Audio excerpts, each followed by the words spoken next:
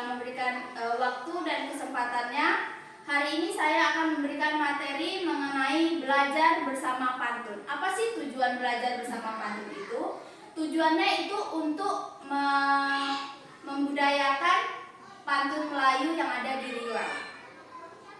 Selanjutnya, apa sih berpantun itu? Berpantun adalah suatu kegiatan atau tradisi dalam budaya Melayu yang melibatkan pengucapan atau pembacaan pantun, yaitu suatu bentuk puisi tradisional Melayu yang memiliki struktur dan bentuk yang khas.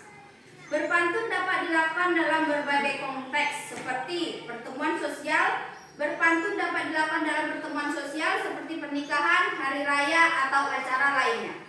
Yang kedua, komunikasi. Berpantun dapat digunakan sebagai sarana komunikasi yang efektif dan kreatif. Selanjutnya, pendidikan. Pendidikan berpantun dapat digunakan sebagai alat pendidikan untuk mengajarkan nilai-nilai moral, etika, dan budaya. Yang keempat, hiburan. Berpantun dapat dilakukan sebagai bentuk hiburan dan rekreasi. Berpantun memiliki beberapa manfaat. Yang pertama, mengembangkan kreativitas. Berpantun dapat membantu mengembangkan kreativitas dan kemampuan berpikir. Yang kedua, mengajarkan nilai-nilai. Berpantun dapat digunakan untuk mengajarkan nilai-nilai moral dan etika. Yang ketiga, meningkatkan kemampuan bahasa. Berpantun dapat membantu meningkatkan kemampuan bahasa dan komunikasi. Yang keempat, mengembangkan budaya. Berpantun dapat membantu mengembangkan dan melestarikan budaya. Selanjutnya, apa sih pantun Melayu itu? Pantun Melayu adalah salah satu bentuk puisi tradisional Melayu yang berasal dari wilayah Melayu seperti Malaysia, Indonesia, dan juga Singapura. Pantun Melayu memiliki struktur dan bentuk yang khas, yaitu yang pertama terdiri dari 4 baris kalimat. Yang kedua, baris pertama dan kedua biasanya berisi tentang alam, lingkungan, atau objek lainnya. Yang ketiga, baris ketiga dan keempat berisi tentang pesan, nasihat, dan makna yang ingin disampaikan. Yang keempat, pantun Melayu seringkali menggunakan metafora, simbol, dan bahasa yang indah dan puitis. Pantun Melayu memiliki beberapa fungsi seperti menghibur dan menghibahkan, memberikan nasihat dan pesan moral, mengungkapkan perasaan dan emosi, dan menggambarkan kehidupan sehari-hari. Pantun Melayu juga memiliki beberapa jenis seperti pantun nasihat, berisi tentang nasihat dan pesan moral. Yang kedua, pantun jenaka, berisi tentang humor dan lelucon. Yang ketiga, pantun cinta, berisi tentang perasaan cinta dan kasih sayang.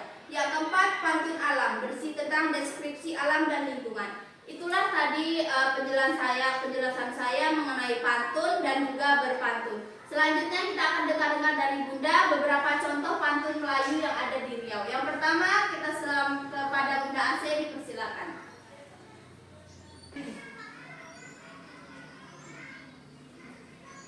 Contoh pantun nasihat.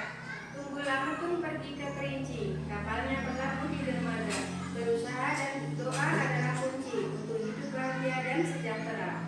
Baiklah, kita sudah dengar satu contoh pantun dari Bunda Ase. Saya akan memberikan sedikit makna dari pantun itu adalah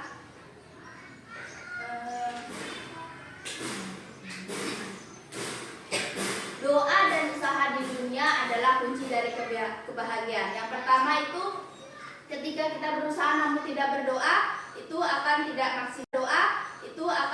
maksimal. Dan juga ketika kita berdoa saja namun tidak berusaha, itu pun tidak akan membuahkan hasil. Terima kasih kepada Bunda Ase.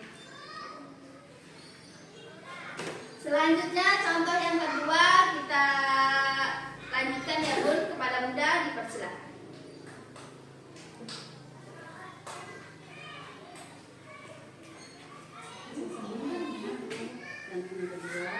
Air sungai mengalir ke laut, membawa pasir dan batu kerikil. Janganlah engkau berbicara yang tidak benar, karena tidak dapat membawa kebinasaan.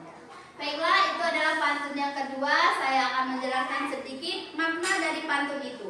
Maknanya, pantun ini mengajarkan tentang pentingnya berbicara yang benar dan jujur, karena lidah dapat membawa kebinasaan jika digunakan untuk berbicara yang tidak benar. Oke, terima kasih kepada Bunda. Selanjutnya pantun yang ketiga, kita persilakan Bunda.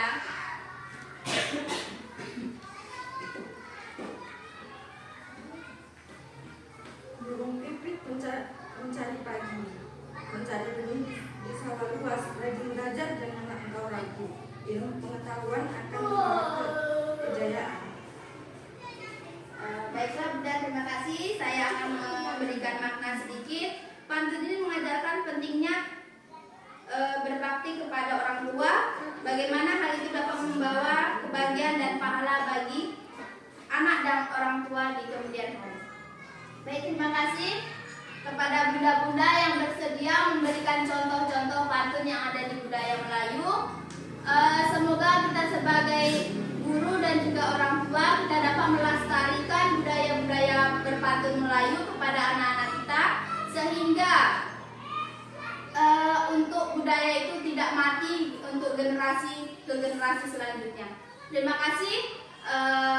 Saya ucapkan terima kasih pada bunda-bunda sekalian, dan saya juga meminta maaf apabila ada perkataan dan perbuatan yang tidak berkenan. Saya akhiri, wabillahi taufiq wal hidayah. Wassalamualaikum warahmatullahi wabarakatuh. Waalaikumsalam.